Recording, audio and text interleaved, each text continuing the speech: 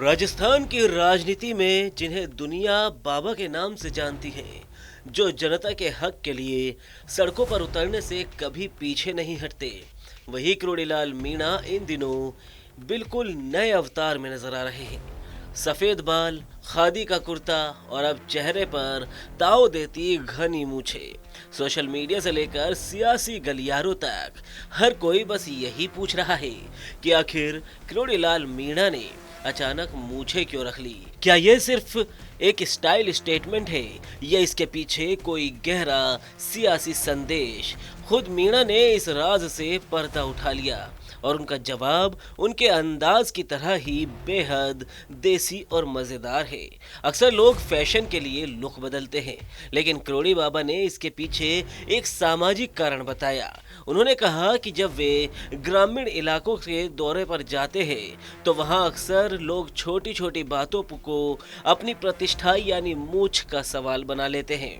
जब गांव के लोग कहते थे कि ये हमारी मूछ का सवाल है, तो मुझे महसूस हुआ कि उन्हें समझाने के लिए मेरे पास खुद मूछ होनी चाहिए। अब मैं सीना ठोक कर कह सकता हूँ कि ये मेरे लिए भी मूछ का सवाल है। क्रोड़ी बाबा का मानना है कि गांव में मूछ को सम्मान और दृढ़ता का प्रतीक माना जाता है।